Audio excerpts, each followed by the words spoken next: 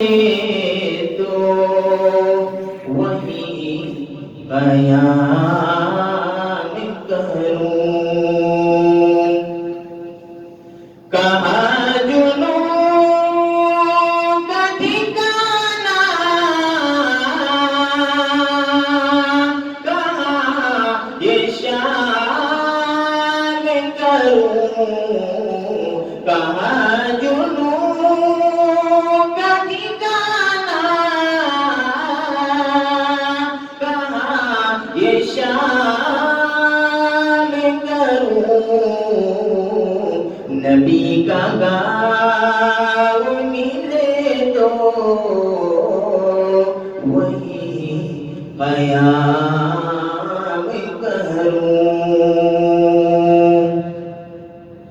وہاں پہ بیٹھ کرو جس جگہ مدینہ ہے، وہاں پہ بیٹھ کرو جس جگہ مدینہ ہے، وہاں پہ بیٹھ کرو جس جگہ مدینہ ہے، وہاں پہ بیٹھ کرو جس جگہ مدینہ ہے،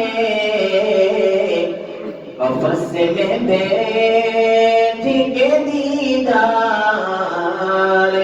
صبح و شام کروں، قفس میں بیٹھ کے دیدار صبح و شام کروں، اور اچھا سمجھ لو، یوں خیالوں میں تیرا نور سبے کر چمکے، یوں خیالوں میں تیرا نور سبے کر چمکے، جس طرح چاندنی راتوں میں سمندر چمکے، جس طرح چاندنی راتوں میں سمندر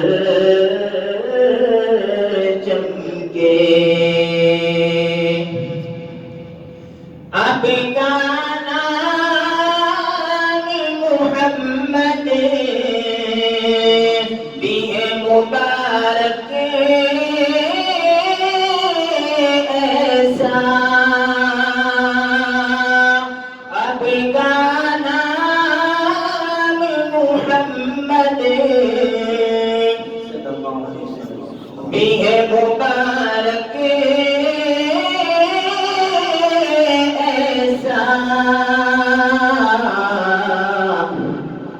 جس لکھ دیا جائے تو کاغذ کا مقدر چمکے، اگر میرے نبی کا نام کسی کاغذ پہ لکھ دیا جاتا ہے تو اس سے کاغذ کی اہمیت بڑھ جاتی ہے، لکھ دیا جائے تو کاغذ کا مقدر چمکے، شمع ظلمت کی طرح چھا یہ جہالت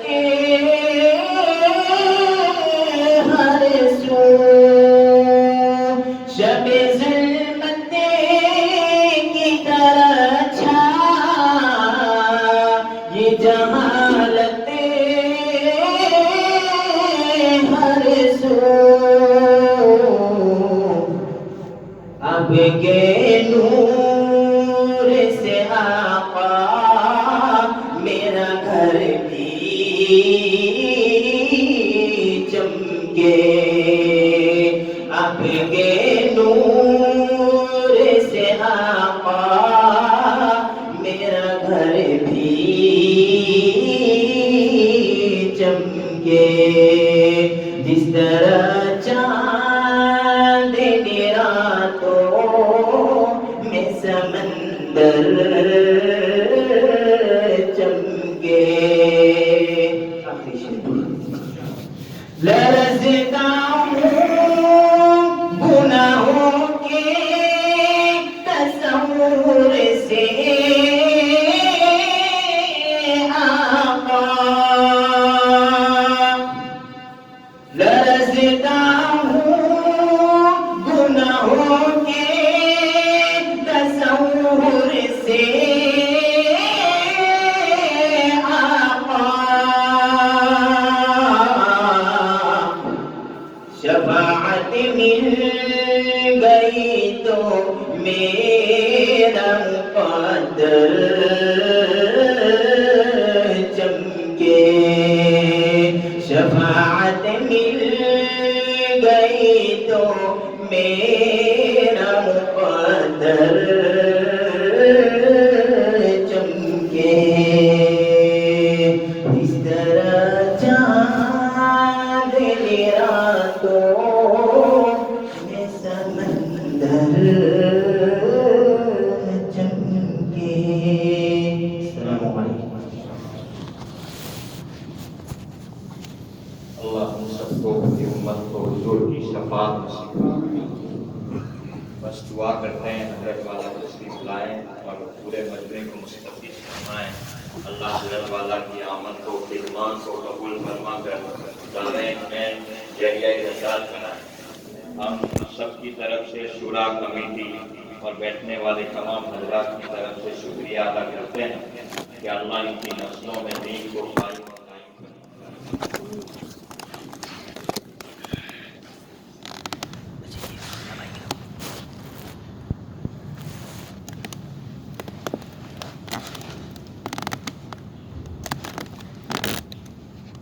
السلام علیکم ورحمۃ اللہ وبرکاتہ۔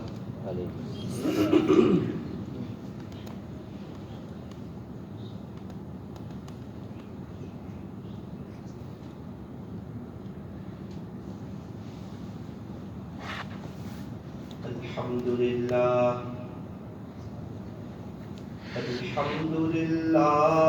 رب العالمین، حمدا كثيرا طيبا مباركا فيه كما يحب ويرضى،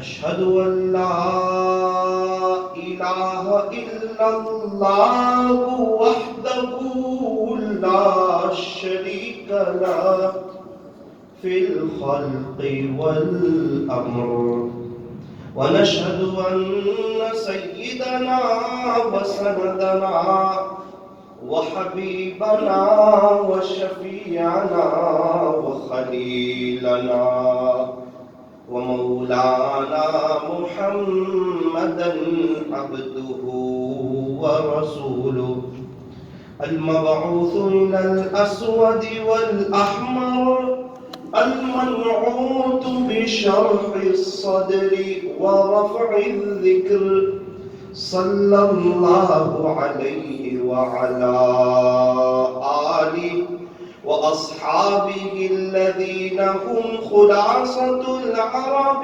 العرباء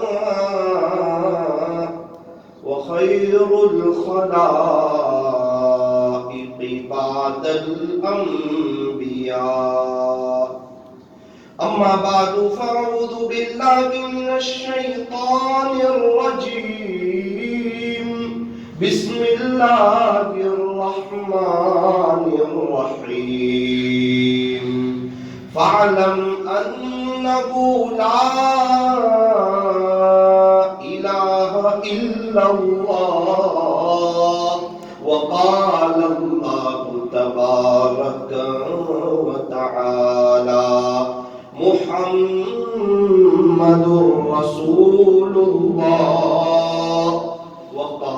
الله تبارك وتعالى وتوبوا إلى الله جميعا أيها المؤمنون لعلكم تفلحون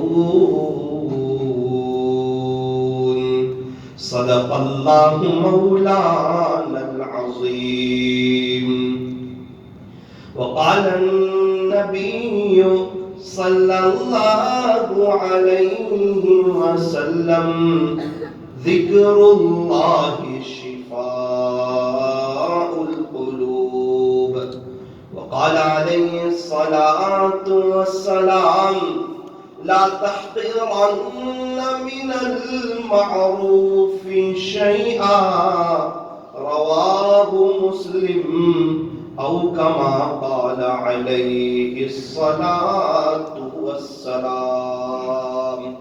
محبت سے، ادب سے، عظمت سے اور اس استحضار کے ساتھ کہ میں یہاں ہوں، میرا دل مدینے میں ہے، درود پاک پڑھ لیجیے.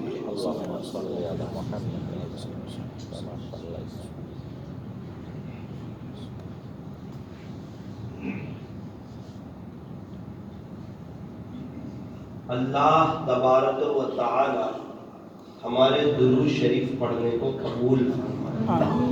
اللہ تعالی ہمارے بیٹھنے اور جمع ہونے کو قبول فرمائے، اور اللہ تعالی اسی طرح ہمیں موت تک دینی مجلسوں میں کثرت سے، عمل کی نیت سے شرکت کرنے کی توفیق اور سعادت نصیب فرمائے. بزرگان محترم، معزز علماء کرام اور عزیز نوجوان، اللہ تبارک و تعالی نے مجھے اور آپ کو یہ جو زندگی عطا فرمائی ہے، یہ بہت ہی مختصر سی زندگی ہے، لیکن بہت قیمتی ہے. اچھا قیمتی کیوں ہے؟ فرمایا کہ ہمیشہ کی جو لائف آنے والی ہے، آخرت کی جو لامحدود زندگی آنے والی ہے، جو کبھی نہ ختم ہونے والی جو زندگی آنے والی ہے، اس کا دار و مدار اسی مختصر سی زندگی پر ہے. اگر اس مختصر سی زندگی میں ہم نے اللہ اور اس کے رسول کو راضی کر لیا اور اپنے ایمان کو مضبوط کر لیا اور نمازوں کا اہتمام کیا اور نمازیں خشوع اور خضوع کے ساتھ پڑھی، خلاصہ یہ ہے کہ یہ مختصر سی زندگی میں اگر ہم اللہ کے حکموں پر چلیں گے اور آقا نامدار تاجدار مدینہ فخر دو جہاں سید العرب والعجم حضرت اقدس محمد الرسول اللہ صلی اللہ علیہ وسلم کی اگر ہم نقل اتاریں گے تو میرے عزیزو، اللہ ہمارا یہ جہان بھی سنوار دیں گے اور اللہ ہمارا وہ جہان بھی سنوار دیں گے. ہر انسان کی چاہت یہ ہوتی ہے کہ میری دنیا سنور جائے، اور ایمان والے کی چاہت یہ ہوتی ہے کہ دنیا بھی سنورے اور آخرت بھی سنورے. ہر انسان کی چاہت اور اس کا معیار الگ ہے، اور ایمان والے کی چاہت، ایمان والے کی سوچ، ایمان والے کا جذبہ، ایمان والے کی فکر، ایمان والے کی پلاننگ الگ ہے. ہر انسان چاہتا ہے کہ میری دنیا کی جو زندگی ہے وہ ویل سیٹ ہو جائے، اور ایمان والا چاہتا ہے کہ اللہ میری دنیا بھی سنوار دے اور آخرت بھی سنوار دے. دنیا سنوارنے کا کیا مطلب؟ فرمایا کہ اللہ تعالیٰ اسے دنیا میں چین، سکون، اطمینان اور امن و امان عطا فرمائے. دلوں کا سکون یہ بہت ہی کم لوگوں کو نصیب ہوتا ہے. اللہ والوں کے پاس یہ دلوں کا سکون اتنا زبردست ہوتا ہے. ایک بزرگ تو یوں فرمانے لگے کہ اگر وقت کے بادشاہوں کو پتہ چل جائے کہ ہمارے پاس کتنا سکون ہے تو دوسرے ملکوں پر حملہ نہ کریں، ہمارے دلوں پہ آ کے حملہ کر دیں۔ اتنا سکون، جو اللہ اللہ کرتا ہے، جو اللہ کی یاد میں رہتا ہے، اس کو عجیب سکون ملتا ہے، اور جو اللہ کی یاد کو دل میں بسا لیتا ہے۔ ایک تو ہوتا ہے اللہ کو یاد کرنا، اور ایک ہوتا ہے اللہ کی یاد میں رہنا۔ ایک ہے یاد کرنا، کبھی موقع ملا ذکر کر لیا، کبھی موقع ملا تو تسبیح پڑھ لی، کبھی موقع ملا کسی اللہ والے کی مجلس میں شرکت کر لی، کبھی موقع ملا تو ہفتہ واری اجتماع میں شرکت کر لی، کبھی موقع ملا تو راہ خدا پہ وقت لگا لیا، اور کبھی غفلت کر لی۔ ایک تو یہ طرز ہے، اور ایک یہ ہے کہ ہر وقت اپنے مولا کی یاد میں رہنا۔ تو جو اللہ کی یاد میں رہتا ہے اس کے دل پر تو سکون کی تہ جم جاتی ہے، جیسے حوض پر نیل جم جاتی ہے۔ اتنا اللہ تعالیٰ اس کو سکون عطا فرماتے ہیں۔ شاعر نے فرمایا، نہ دنیا سے نہ دولت سے نہ گھر آباد کرنے سے، نہ دنیا سے نہ دولت سے نہ گھر آباد کرنے سے، تسلی دل کو ہوتی ہے خدا کو یاد کرنے سے، تسلی دل کو ہوتی ہے خدا کو یاد کرنے سے، کتنی تسکین وابستہ ہے تیرے نام کے ساتھ، نیند کانٹوں پہ بھی آ جاتی ہے آرام کے ساتھ، نیند کانٹوں پہ بھی آ جاتی ہے آرام کے ساتھ۔ اللہ کی یاد میں رہنا بہت بڑی نعمت ہے، بہت بڑی نعمت ہے۔ کس کی یاد میں؟ خالق کی، مالک کی، پالنہار کی، وہ اللہ جس نے آسمانوں کو بنایا، جس نے زمین کو بچھایا، جس نے پہاڑوں کو کیل کی طرح گاڑا، جو ساری دنیا کا نظام چلاتا ہے، ہواؤں کا نظام اللہ چلا رہے، سمندروں کا نظام اللہ چلا رہے، ساری دنیا کا نظام اللہ چلا رہے۔ چاند کس کا ہے؟ فرمایا اللہ کا۔ سورج کس کا؟ اللہ کا۔ یہ زمین کس کی؟ کہا اللہ کی۔ یہ آسمان کس کا؟ فرمایا اللہ کا۔ اتنا بڑا آسمان اور اتنا وسیع آسمان جس کا کوئی اینڈ نظر نہیں آتا، جس کا کوئی کنارہ نظر نہیں آتا۔ ایک چھوٹا سا جھوپڑا اور چھوٹی سی مسجد بغیر ستون کے نہ بنے، اور اتنا بڑا آسمان بغیر ستون کے اور بغیر پلر کے، بغیر عمد، یہ بغیر ستون کے اتنا بڑا آسمان، یہ آسمان کا بنانے والا کون ہے؟ فرمایا اللہ ہے۔ وہ رب العالمین ہے، وہ احکم الحاکمین ہے، وہ شہنشاہوں کا شہنشاہ ہے، وہ تاجدار مدینہ کا رب ہے صلی اللہ علیہ وسلم۔ اللہ کے نام کا مزہ ذرا علامہ شبلی نعمانی رحمت اللہ علیہ سے پوچھو۔ اللہ اکبر کبیرہ۔ کچھ بچے حضرت کا مذاق اڑا رہے ہیں اور مذاق میں پتھر مارے، اب حضرت کے بدن سے خون کے کچھ قطرے گرے۔ کتابوں میں لکھا ہے کہ جو قطرہ زمین پر گرتا تھا وہ لفظ اللہ بن جاتا تھا۔ ایسے ہی کوئی قطرہ لفظ اللہ بن جاتا ہے؟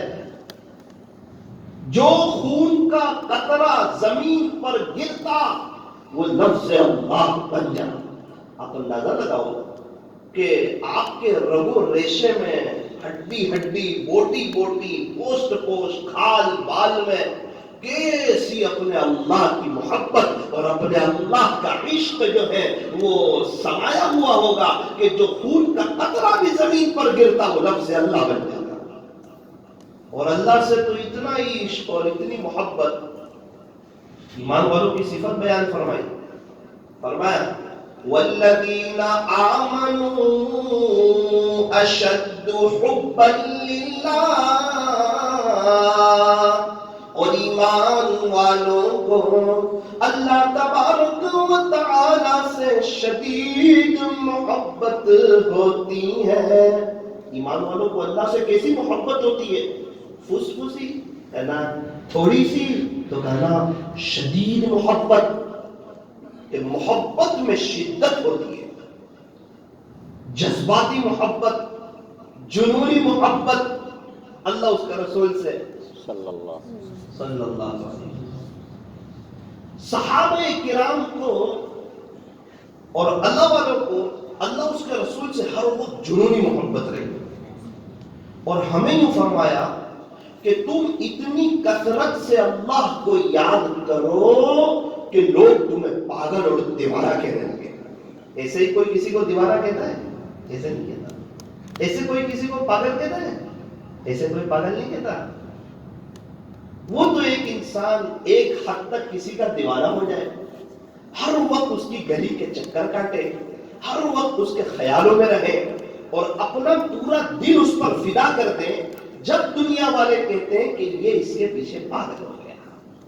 اور ہمیں کیا کہا جا رہا ہے کہ اللہ کو اتنی کثرت سے یاد کرو کہ لوگ تمہیں پاگل اور دیوانہ کہیں. یہ کب ہوگا؟ جب ہمیں اللہ کے نام کا مزہ چکھے، ہم جب ہم اللہ اللہ کرنے لگے. اللہ اللہ کرنا یہ بہت بڑی نعمت. فرمایا ہر دم اللہ اللہ کر، نور سے اپنا سینہ بھر. ہر دم اللہ اللہ کر، نور سے اپنا سینہ بھر. جیے تو اس کا ہو کر جی، اور مرے تو اس کا ہو کر مر. ہر دم اللہ اللہ کر. اللہ اللہ کیسا پیارا پیارا نام ہے، عاشقوں کا مینار جام ہے. جان دے دی میں نے ان کے نام پر، عشق نے سوچا نہ کچھ انجام پر. جان دے دی میں نے ان کے نام پر، عشق نے سوچا نہ کچھ انجام پر. ہر دم اللہ اللہ کر. حضرت جی مولانا انعام الحسن صاحب رحمۃ اللہ علیہ، حضرت جی خالص، حضرت جی مولانا الیاس صاحب رحمۃ اللہ علیہ سے بہت گہرا ربط اور تعلق تھا. حضرت سے ایک ذکر سیکھا تھا، اللہ اللہ کرنا، اللہ اللہ کرنا سیکھا تھا. دہلی میں ایک جگہ ہے، وہاں جا کر 70,000 مرتبہ 70,000 مرتبہ جب وہ ضرب لگاتے تھے اللہ اللہ اللہ، تب جا کے مولانا الیاس صاحب رحمۃ اللہ علیہ نے یوں فرمایا کہ اے انعام، اب میں تجھے اس قابل سمجھتا ہوں کہ تو کچھ کام کر سکے. اللہ پوچھو ہمارے بڑوں سے. ایک دور تھا مرکز پر بھی راتوں کو ضربیں لگتی تھی، لا الہ الا اللہ لا الہ الا اللہ. جب یہ ضربیں لگتی تھی تو دل صاف ہوتا تھا، اور جب یہ دل صاف ہوتا تھا اور پھر جب ملاقاتوں میں اور جب فضائل گشت میں اور درمیانی بات میں اور آخری بات میں اور ہفتہ والی اجتماع میں اور حلقے کے مشورے میں اور شہر کے مشوروں میں اور ضلعوں کے مشوروں میں اور جب ہمارے ساتھیوں کی زبان سے جب کوئی بات نکلتی تھی، اللہ ان کی باتوں کی تعریف کرتا. 3 دن جماعت میں ایسے ہی زندگیاں بدل جاتی تھی. 3 دن کی جماعت، وہ دیکھتے تھے راتوں کو ایک عجیب منظر. ہر کوئی اللہ اللہ کرنے میں دیوانہ ہے، ہر کوئی اللہ کو یاد کر رہا ہے، ہر کوئی اپنے مالک کو منا رہا ہے. کسی کو شاعر نے کہا کہ تکبیر تو اب بھی ہوتی ہے مسجد کی فضا میں اے انور. تکبیر تو ہوئی نماز سے پہلے، تکبیر تو اب بھی ہوتی ہے مسجد کی فضا میں اے انور، مگر جس ضرب سے دل ہل جاتے تھے وہ ضرب لگانا بھول، مگر جس ضرب سے یہ دل ہل جاتے تھے وہ ضرب لگانا بھول۔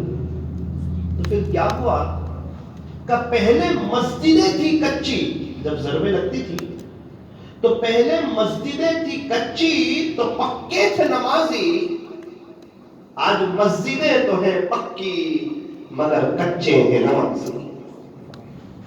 میرے عزیزو، کسی اللہ والے کی صحبت میں رہ کر ان سے اپنا تعلق جوڑ کر یہ اللہ اللہ کرنا سیکھنا چاہیے۔ اللہ تبارک و تعالی ہمیں اپنی محبت عطا فرمائے۔ آپ نے اسپنج کو دیکھا؟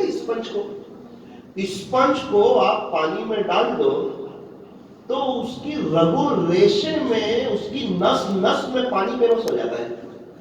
تو یہ اللہ کے جو عاشق ہوتے ہیں ان کی رگ رگ میں، رگ و ریشے میں اللہ کی محبت پیوست ہو جاتی ہے۔ اللہ تبارک و تعالی ہمیں بھی اپنے نام کا مزہ چکھائے۔ ارے جنت کوئی افسوس کرنے کی جگہ ہے؟ جنت تو عیش کی جگہ، راحت کی جگہ، سکون کی جگہ، اطمینان کی جگہ، مزے کرنے کی جگہ، پکنک کی جگہ، کھاؤ پیو گھومو مزے کرو۔ جنت تو جنت ہے، اور جنت کی سب سے قیمتی نعمت جو ہے وہ اللہ کا دیدار ہے۔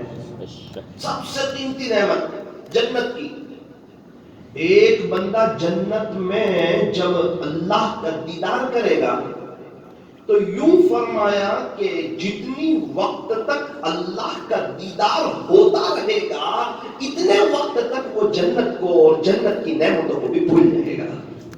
جب جنت بنانے والا مل جائے، جب تاجدار مدینہ کا رب مل جائے، میرے عزیزو آپ مجھے ایک بات بتاؤ، اس دنیا میں جو بد نظری کرتا ہوگا، جو آنکھوں کا غلط استعمال کرتا ہوگا،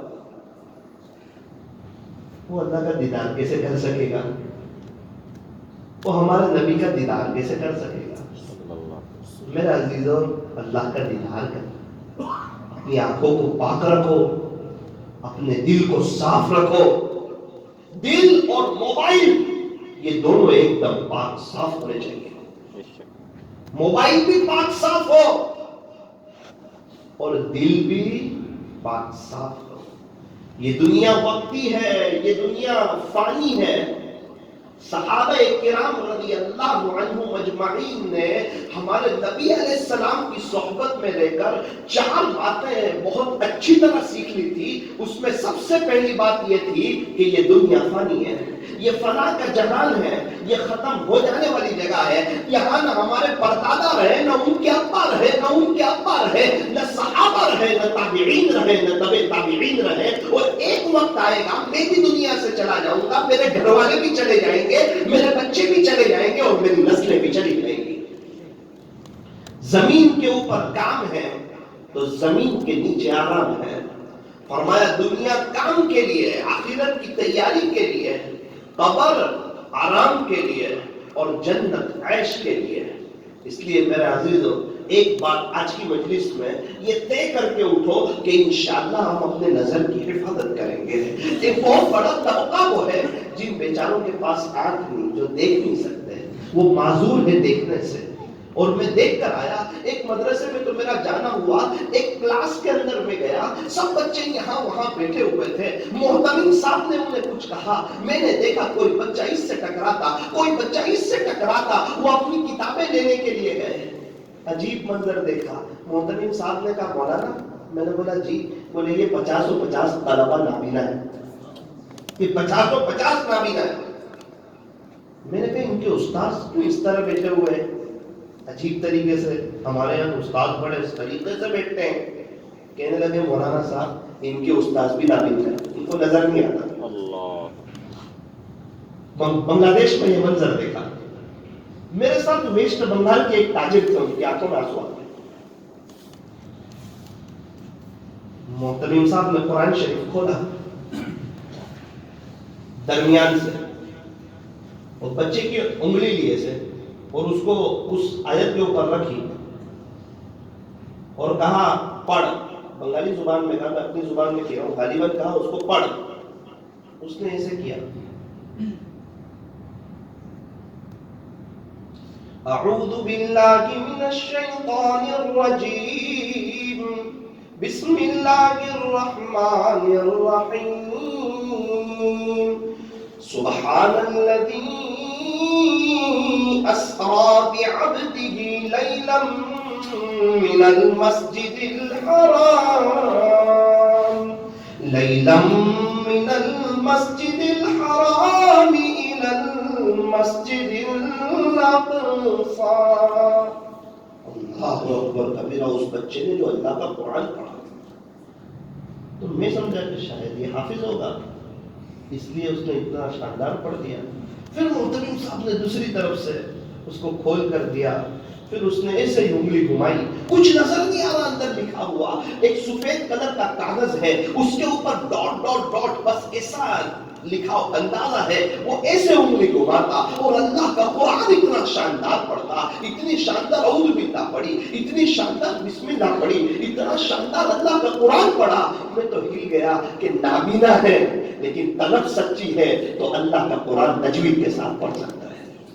اور ایک بینا ہے، دیکھنے والا، سمجھنے والا، اچھا موبائل چلانے والا، بائک چلانے والا، اچھا بزنس کرنے والا، گراہکوں کے ساتھ اچھی طرح بات کرنے والا، صاف زبان والا، اگر اس کو طلب نہیں تو وہ نعوذ باللہ صحیح پڑھ سکتا ہے، نہ بسم اللہ صحیح پڑھ سکتا ہے.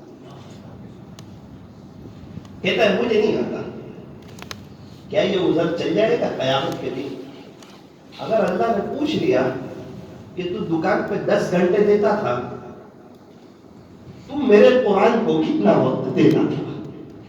کیا تیرے پاس وقت تھا میرے قرآن کے لیے؟ تیرے پاس موبائل کے لیے وقت تھا، بیوی بچوں کے لیے وقت تھا، واٹس ایپ کے لیے وقت تھا، یوٹیوب کے لیے وقت تھا، فیس بک کے لیے وقت تھا، اور گراہکوں کے ساتھ 2-2 گھنٹے بات کرنے کے لیے وقت تھا، میٹنگیں کرنے کے لیے تیرے پاس وقت تھا، اور تیرے پاس اتنی شاندار جو کتاب تھی قرآن کریم، کیا اس کو پڑھنے کے لیے تیرے پاس وقت تھا؟ میرے عزیزوں، میں اور آپ کیا جواب دیں گے اللہ؟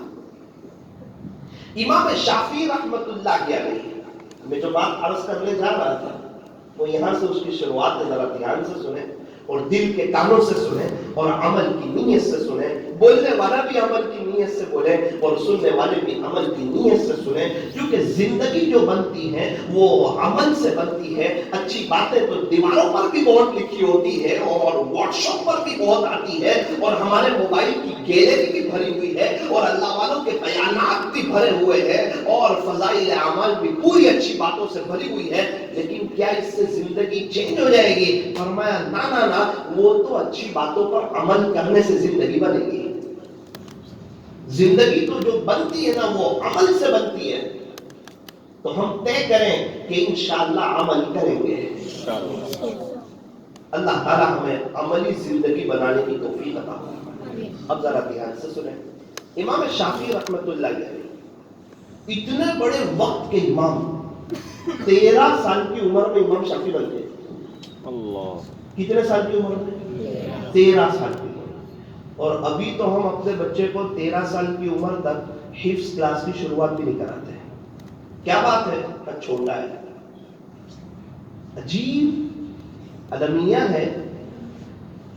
ماں باپ 15 سال کے جوان کو صبح کی نماز میں یہ کہہ کر نہیں اٹھاتے کہ ابھی تو یہ بچہ ہے. 15 سال کے جوان کو جس پہ نماز فرض ہو چکی، جو بالغ ہو چکا، ماں باپ نہیں اٹھاتے، ابھی بچہ ہے. اور 4 سال کے بچے کو صبح 7 بجے یہ کہہ کر اٹھا دیتے ہیں کہ اسکول جانا تو ضروری ہے. 4 سال کے بچے کو اسکول کے لیے اٹھائیں گے، 15 سال کے جوان کو بچہ کہہ کر سلا دیں گے. اللہ تعالیٰ ہمیں معاف فرمائے، صحیح سمجھ عطا فرمائے. امام شافعی رحمۃ اللہ علیہ 13 سال کی عمر امام شافعی بن گئے. ایک سفر کر رہے ہیں مکہ مکرمہ سے مدینہ منورہ کا سفر. میرے عزیزو حرمین شریفین کے دروازے کھل چکے ہیں. دعا کریں کہ اللہ تعالیٰ ہمیں بھی جلدی سے بلاتے ہیں, کیونکہ وہاں کوئی اللہ کے بلائے نہیں جاتا, کوئی پیسے سے نہیں جاتا. وہاں جانے کے لیے سچی طلب ہو, اللہ سے دعائیں کریں, اور اپنے جیب پر نہیں, اپنے بزنس پر نہیں, اپنی الماری پر نہیں, اپنی تجوری پر نہیں, اپنی آمدنی پر نہیں, بلکہ اللہ کے خزانوں پر نظر رکھے. وہ اللہ جسے بلاتا ہے وہ وہاں پہنچ جاتا ہے, اور اللہ چاہے تو اللہ تعالیٰ ہمیں بھی بلا سکتے ہیں. امام شافعی رحمۃ اللہ علیہ آلریڈی مکہ مکرمہ میں ہے, وہاں سے مدینہ منورہ کا سفر شروع ہونے والا ہے. حضرت نے سفر شروع کیا. ہمارے یہاں تو 5-6-7 گھنٹے کا سفر ہے, 500 کلومیٹر کے قریب. اس زمانے میں اونٹ کا سفر, گھوڑے کا سفر, کھچر کا سفر, پہاڑ چڑھنا اترنا, پہاڑ چڑھنا اترنا, ابھی کے جیسے راستے بھی نہیں تھے. تو امام شافعی رحمۃ اللہ علیہ نے سفر شروع کیا. 16 دن میں پہنچے. کتنے دن میں پہنچے؟ 16 دن میں. حضرت کیا کیا 16 دن میں؟ فرمانے لگے الحمدللہ 16 دن میں 16 مرتبہ پورا قرآن شریف پڑھ لیا. حالانکہ اونٹ کا سفر, اونٹنی کا سفر, سفر بھی ہارڈ, ہماری طرح نہیں کہ شاندار کار میں اے سی میں ممبئی تک جا رہے ہیں اور ایک یاسین شریف پڑھنے کی توفیق نہیں ہوتی. لمبا لمبا سفر کر کے آ جاتے ہیں, قرآن شریف کھولنے کی توفیق نہیں ہوتی. کون ہے جو سفر میں اپنے ساتھ اللہ کا قرآن لے جاتا ہو؟ کون ہے جو سفر میں اپنے ساتھ مصلی لے جاتا ہو؟ بہت سے اللہ والے تو کفن لے کر چلتے ہیں اور ہم مصلی لے کر بھی نہیں چلتے. ہمارے چکھلی میں الفا ہوٹل ہے. عصر کی نماز کا وقت ہوا تو ایک بزرگ کو نماز پڑھنی تھی. ساتھیوں نے کہا کہ حضرت اپنے جو ہے نا جلدی جلدی نماز پڑھ لیتے ہیں عصر کی, پھر اطمینان سے چائے پی لیں گے. حضرت نے فرمایا نا, اپنے جلدی جلدی چائے پی لیتے ہیں پھر اطمینان سے نماز پڑھیں. سوچ کا فرق. وہ کہہ رہا ہے ساتھی لوگ جلدی جلدی نماز پڑھ کے اطمینان سے چائے پیئیں گے. حضرت کہتے ہیں نا جلدی جلدی چائے پی کے اطمینان سے نماز پڑھیں گے. اللہ کے سامنے کھڑا ہونا ہے, خالق کے سامنے کھڑا ہونا ہے, مالک کے سامنے کھڑا ہونا ہے, جو پالنہار ہے اس کے سامنے کھڑا ہونا ہے, جو احکم الحاکمین ہے اس کے سامنے کھڑا ہونا ہے. اطمینان سے نماز پڑھیں. بہت سے لوگ کہتے ہیں کہ ہمیں نماز پڑھ کر بھی سکون نہیں ملتا. بزرگ فرماتے ہیں جس کو نماز پڑھ کر بھی سکون نہ ملے اس کو چاہیے کہ وہ سکون کے ساتھ نماز پڑھا کرے. اس کی نماز اتنی جلدی والی ہے, اگر وہ نماز سکون کے ساتھ, دھیان کے ساتھ, خشوع اور خضوع کے ساتھ پڑھے گا تو انشاءاللہ اس کی زندگی سکون سے گزر جائے گی.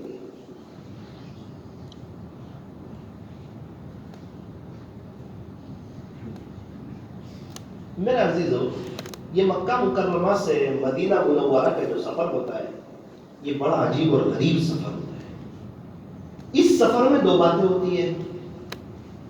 ایک زبردست خوشی ہوتی ہے اور ایک انتہائی درجے کا غم ہوتا ہے. یہ خوشی اور غم کے درمیان کا سفر ہوتا ہے. جو حضرات جا چکے ہیں وہ اس حدیث کی بات اچھی طرح سمجھ بھی سکیں گے اور نوٹ بھی کر سکیں گے. اچھا, غم کس کا ہوتا ہے؟ مکہ مکرمہ سے جب مدینہ منورہ جانا ہو, اس نے دعا بھی کر لی اور خوب اللہ سے معافی بھی مانگ لی. اب حرم شریف سے باہر نکل رہا ہے, بار بار موڑ کے بیت اللہ شریف کو دیکھتا ہے. پھر تھوڑا آگے چلا گیا, اس نے دل آنکھیں بھر کے دیکھ لیا, دل بھر کے دیکھ لیا. پھر ایک بار دیکھتا ہے شاید یہاں سے بھی نظر آتا ہوگا, پھر محبت بھری آنکھوں سے دیکھتا ہے, پھر آگے جاتا ہے, اس کا دل ہی نہیں بھرتا. پھر پیچھے مڑ کے دیکھتا ہے, پھر اپنے آپ سے کچھ باتیں کرتا ہے. تو بہت کچھ سوچ کے آیا تھا کہ میں مکہ مکرمہ میں آ کے اللہ کو منا لوں گا, میں اللہ کو راضی کر لوں گا, میں میرے مالک سے صلح کر لوں گا, میں دل کی تار اللہ سے جوڑ دوں گا, اور میں اتنے طواف کروں گا اور اتنا عمرہ کروں گا اور ایسا اللہ کو مناؤں گا. لیکن تو جو سوچ کے آیا تھا وہ تو نہ کر سکا. تو اس کا دل اندر سے رو رہا ہوتا اور اپنے آپ سے کہتا ہے کیا پتا دوبارہ تیری یہاں حاضری ہوگی یا نہیں. تو ایک عجیب ایک غم اس کے اوپر سوار ہوتا ہے. پھر جب وہ اپنی کار میں بیٹھتا ہے, اپنی بس میں بیٹھتا ہے اور سفر شروع ہو جاتا ہے مدینہ منورہ کا, اتنا مبارک سفر وہ شروع ہو جاتا ہے, اس کے باوجود بھی ابھی اس کے دل میں وہ خوشی کی کیفیت نہیں آ رہی, وہ ابھی غم کی کیفیت تازہ ہے اور بار بار مسجد حرام کے مینارے دیکھتا ہے اور دیکھتا رہتا ہے اور کہتا ہے اللہ مجھے بار بار یہاں لے آنا, مالک مجھے بار بار یہاں لے آنا. کہ مبارک سرزمین, اس پر کتنے بڑے بڑے قابلین آئے ہیں, اہل اللہ آئے, مشائخ آئے, کتنے وقت کے انبیاء آئے. باری طرح انہوں نے اس سرزمین پر آ کر آپ سے جو دعائیں کی ہو, جو خیر مانگی ہو, وہ اس سازش کو بھی عطا فرما. جن شرور اور فتن سے پناہ چاہیے ہو, اس سے اس سازش کی بھی حفاظت فرما. اچھا, ابھی جب بس چلنا شروع ہو گئی, اب مسجد حرام کے مینارے نظر نہیں آ رہے, ایک بورڈ نظر آتا ہے. کیا بورڈ؟ مسجد نبوی مدینہ منورہ یہاں سے 430 کلومیٹر. جیسے وہ دیکھتا ہے اب وہ غم والی کیفیت ختم ہوتی ہے اور ایک خوشی کی لہر دور اٹھتی ہے کہ تو کہاں جا رہا ہے, جس کا تو کئی وقت سے انتظار کر رہا تھا, آج اللہ تجھے وہاں بلا رہا ہے مدینہ منورہ میں. ارے شاعر کہتا ہے, یوں فرمایا, یہ صبح مدینہ یہ شام مدینہ, یہ صبح مدینہ یہ شام مدینہ, بڑا لطف دیتا ہے نام مدینہ. شاعر کہتا ہے کہ مدینہ منورہ کی صبح کی کیا بات کرتے ہو اور مدینہ منورہ کی شام کی کیا بات کرتے ہو. ایک مومن کے سامنے تو مدینہ منورہ کا نام آتا ہے اور اس کا دل جو ہے یہ محبتوں سے بھر جایا کرتا ہے.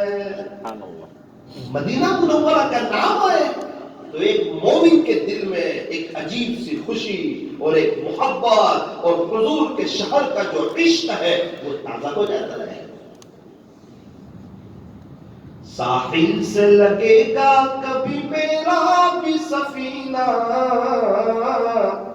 دیکھیں گے پھر شوق سے مکہ و مدینہ. اللہ تبارک و تعالی ہمیں بھی حرمین شریفین کی بار بار حاضری نصیب فرمائے. جو حضرات جانا چاہتے ہو وہ اپنی طلب اللہ کو بتائیں, اپنی طلب اللہ کو